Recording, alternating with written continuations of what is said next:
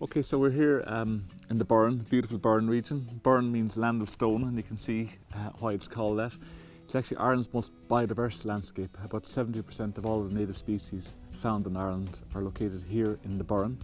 The objectives of this particular programme are to maintain or enhance the habitats of the Burren, the Annex 1 habitats of the Burren, but also to contribute to water, improvement of water quality and utilisation of water sources, and also help better manage the cultural landscape of the Burren, the archaeology, which is very, very rich in this part of the world.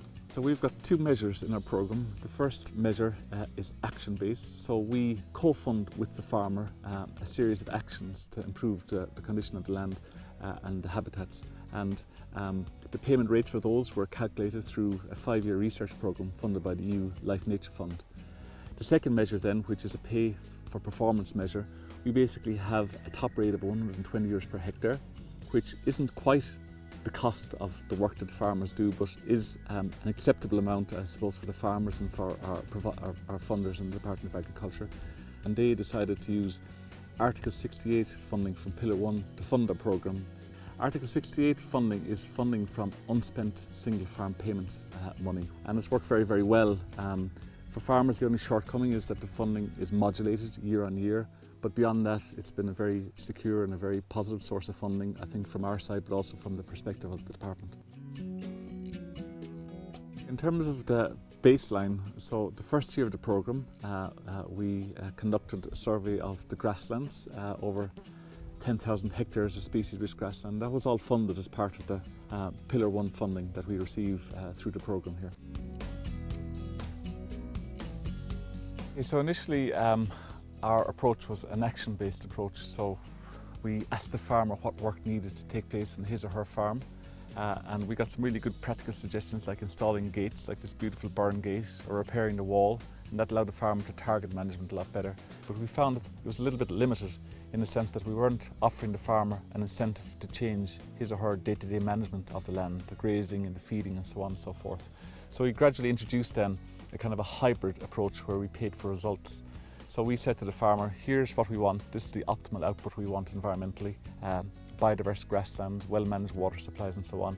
So you are free to manage your land in such a way, we can give you some advice, but you're free to manage your land in such a way as will achieve those environmental outputs. If you fail to achieve them and you don't even try, you're going to score very low and get very little.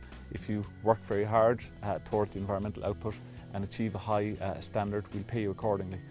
And we found that this results-based approach worked very, very well because it gave the farmers a target for improving their environmental performance, their grazing system, their feeding system, which they otherwise didn't have. It also allowed them to think more carefully about what actions they should undertake on their farm, because they figured then by improving my water supply, I can increase my score, my environmental performance. So the two measures, the output or the results-based measure, complemented very well the action-based approach. We find that it's the perfect solution. It's very simple. It gives the farmer the flexibility to decide what needs to be done and whether or not he or she is going to do it in that particular year, and rewards them accordingly.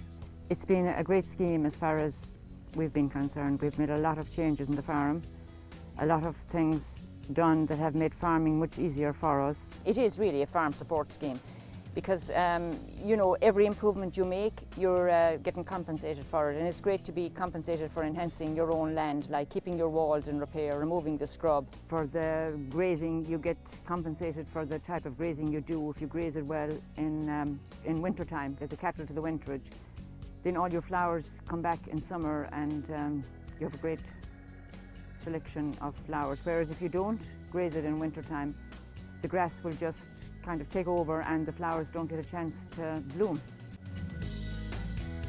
So our verification system is based on a very simple scoring system. It's a one-page sheet. It shows a few indicators like the grazing level, the litter level, the feed site condition, the water source condition, the bare soil and erosion level, the level of encroaching scrub and various weed species. So this is a very simple user-friendly system. So the farmer himself or herself can actually score their own field in terms of its habitat health.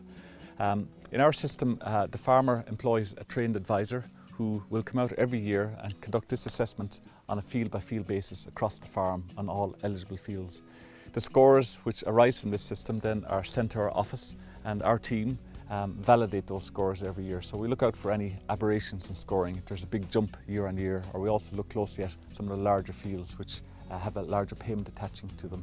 So we basically oversee and verify the scoring system at our level. And then the funders, the Department of Agriculture, they do an audit of 10% of all farms in the programme every year. So that's also part of the verification system. So in effect we have a 4-tier verification system, all the way from the farmer on the ground to the Department of Agriculture who fund the programme. This scheme, I find, is very easy to follow. The plan is simple, easy to understand for every farmer.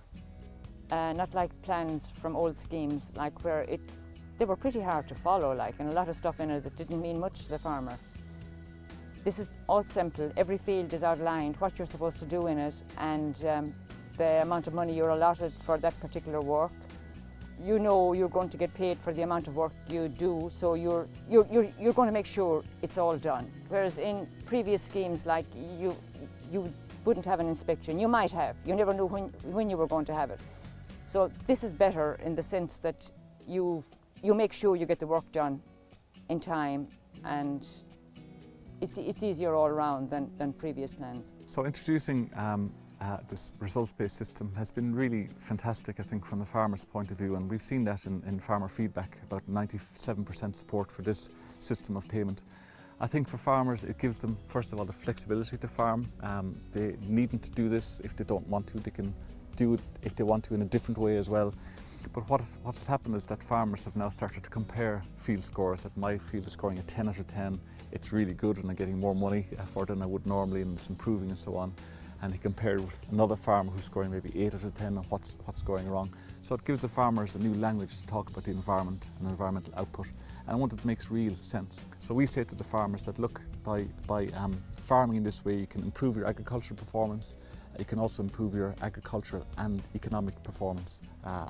So it's a win-win-win situation if you do it properly, and it also benefits you and your family, because by managing the local environment well, you and your family are the first consumers at the end of the pipe to benefit from that. And I think we also say to farmers that, look, you're not doing this for Brussels, you're not doing this for the National Parks and Wildlife Service, you're not doing this for the tourists, you're doing it for yourself. This is your heritage, this is your community, this is your place. So this is your future we're talking about here, and farmers respond really well to that message, given the proper support to do so. Okay, so thus far we've been funded via Pillar 1 funding, and it's worked really well. It's been very simple and straightforward and effective. In future, we're not quite sure where our future lies in terms of funding. We do hope to expand our programme across the Burren by a factor of 3 or 4, hopefully, under the next Rural Development Programme. Most likely the funding source will be Pillar 2 funding. But regardless of where the funding comes from, our role here is to build a model which really works for the farmer and for the biodiversity, and I think we've succeeded in doing that because we have huge farmer support after 5 years, we have proven environmental impact, and we've got proven value for money. So regardless of the source of funding, I'd be very confident about the future of this programme, not just in the Burren but elsewhere. This blended model of agri-environment really does work on the ground where it matters.